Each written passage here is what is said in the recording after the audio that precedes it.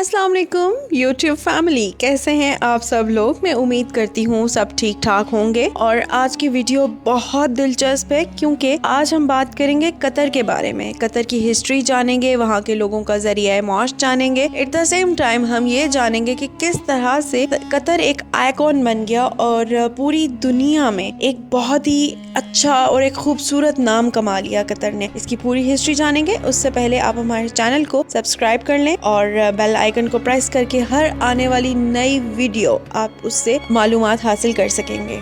साल 1783 जब चंद खाना बदोश खानदान आज जहाँ कतर है यहाँ रहना शुरू हो गए। उस वक्त ये जगह मुकम्मल रेगिस्तान थी और उसका कंट्रोल बहरीन के पास था। उस वक्त ये मछेरों का एक गांव कहलाता था। कतर की आबादी उस वक्त 12,000 लोगों पर मुश्तमिल थी, मगर आबादी का एक बड़ा हिस्सा मछलियों की तिजारत करता था। उससे बढ़कर मछलियाँ पकड़ने के लिए उनके पास सिर्फ 300 कश्तियाँ मौजूद थी। कतरी लोग मछलियाँ पकड़ने और दूर दराज के इलाकों में ले जाकर फरोख्त करने और उससे अपना पेट पालने पर मजबूर थे। साल 1867 जब वक्त के साथ साथ आजादी की आवाज का खत्म करने के लिए बहरीन ने कतर पर नेवी से हमला कर दिया, जिससे कतर और बहरीन में जंग छिड़ गई। इस जंग का इख्तिताम एक पुरअमन मुआहदे पर हुआ, जिसके नतीजे में कतर बहरीन से आजाद हो गया और तब एंट्री हुई अल-सानी खानदान की, जो आज तक कतर पर राज कर रहे हैं। साल 1916 जब आलमी सतह पर जंग यानी कि वर्ल्ड वार 1 ने कतर को अपनी आज़ादी और सिक्योरिटी के बारे में सोचने पर मजबूर कर दिया, क्योंकि उस वक्त कतर की अपनी कोई फौज ना थी और कोई भी मुल्क कतर पर आसानी से कब्जा कर सकता था। इस सब के नतीजे में कतर के हुक्मरान अब्दुल्ला सानी ने ब्रिटिश एम्पायर के साथ एक मुआहदा किया।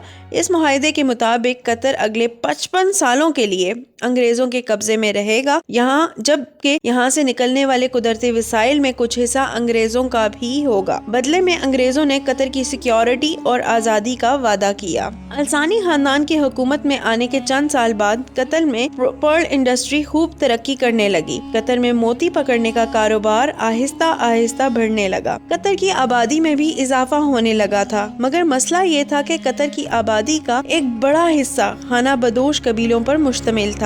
कतर की इकोनॉमी को उस वक्त बड़ा झटका लगा जब 1930 में जापानियों ने मोती निकालने का एक नया तरीका दरियाफ्त कर लिया, जिससे कतर का पर्ल इंडस्ट्री से राज खत्म हो गया। पर्ल इंडस्ट्री के खत्म होने के बाद कतर की आबादी का एक बड़ा हिस्सा मुल्क छोड़ने पर मजबूर हो गया। ये लोग कतर के हमसाया ममालिक ईरान और सऊदी अरब में आबाद होना शुरू हो गए। फिर आया साल 1940 जब कतर में पहली ऑयल फील्ड डिस्कवर की गई। कतर में तेल दरियाफ्त हो चुका था, मगर ये तेल बहुत थोड़ी मिकदार में था। मगर इस तेल की आमदनी से एक बड़ा हिस्सा मुआहदे के तहत अंग्रेज ले जाया करते थे। कतर में मजीद 20 साल तक तेल का कोई और कुआं न खोदा जा सका।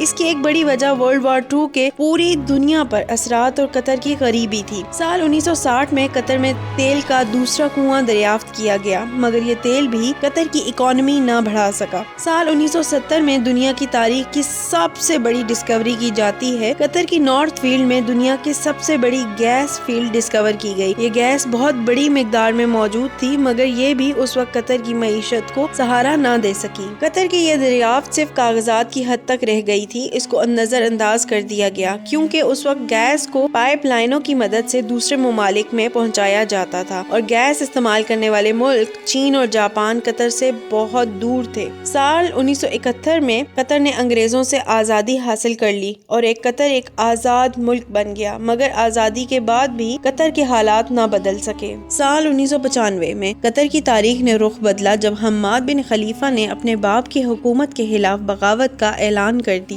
और कतर की भाग दौड़ अपने हाथों में ले ली। ये वही शख्स था जिसकी सोच ने कतर को दुनिया में अमीर मुल्क बना दिया। हमाद बिन खलीफा जानते थे कि कतर को सिर्फ तेल पर नहीं चलाया जा सकता, बल्कि कतर की असल तरक्की का राज सिर्फ और सिर्फ गैस है। मगर खलीफा गैस के मसले को लेकर अब भी परेशान थे, क्योंकि गैस इस्तेमाल करने वाले ममालिक कतर से बहुत दूर थे और इन ममालिक तक पाइपलाइंस बिछाना भी नामुमकिन था। हमाद बिन खलीफा ने दुनिया के मुख्तलिफ साइंसदानों को कतर में बुलाया और उनको टास्क दिया कि क्यों न इस गैस को लिक्विड फॉर्म में कन्वर्ट किया जाए और फिर बहरी जहाज़ों के जरिए बाकी मुल्कों में पहुंचाया जाए। फिर ये सोच कामयाब रही। गैस को पहले ठंडा करके जमाया गया और फिर उसे जहाजों में भरकर दूसरे ममालिक में भेजा गया। तजर्बा कामयाब रहा और फिर कतर आहिस्ता आहिस्ता दुनिया में गैस का सबसे बड़ा एक्सपोर्टर बन गया। फिर यहाँ से कतर की गरीबी का खात्मा होना शुरू हुआ। कतर ने गैस से हासिल होने वाली आमदनी को अपने मुल्क की तरक्की पर लगाना शुरू कर दिया। मुल्क में बड़ी बड़ी इमारतें बनने लगी, सड़कों का एक वसी नेटवर्क बनाया गया। आहिस्ता आहिस्ता कतर में सयाहत को फरोग मिला और फिर पूरी दुनिया से लोग कतर में आकर आबाद होना शुरू हो गए। कतर अब तरक्की की राहों पर गामजन होने लगा। इसके पीछे हमाद बिन खलीफा की वो सोच थी जिसने कतर की तकदीर को तब्दील कर दिया। हमाद बिन खलीफा का एक इंटरव्यू में ये कहना था कि जब कतर पूरी दुनिया में गैस एक्सपोर्ट करने लगा, मैंने तब से ही सोच लिया कि कतर को सिर्फ गैस पर जिंदा नहीं रखा जा सकता, क्योंकि हमारे सामने वेनेजुएला की मिसाल मौजूद है जहां तेल तो बहुत ज्यादा है, मगर इसके बावजूद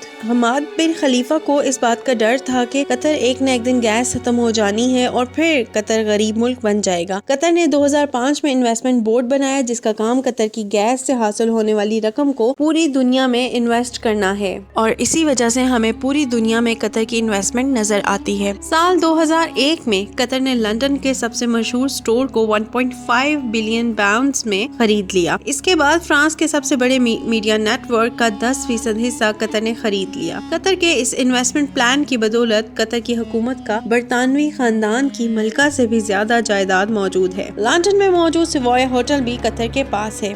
इसके अलावा अमेरिका में डोनाल्ड ट्रंप का प्लाजा होटल कतर ने 250 मिलियन में खरीद रखा है। और तो और कतर एयरवेज, जिसे पूरी दुनिया में उड़ता हुआ होटल भी कहा जाता है, इसने कतर को एक अलग पहचान दिलाई। हाल ही में दुनिया के खेलों का सबसे बड़ा मेला फीफा वर्ल्ड कप भी कतर में मुनक्कद हुआ, जिसमें 8 वर्ल्ड क्लास स्टेडियम बनाए गए।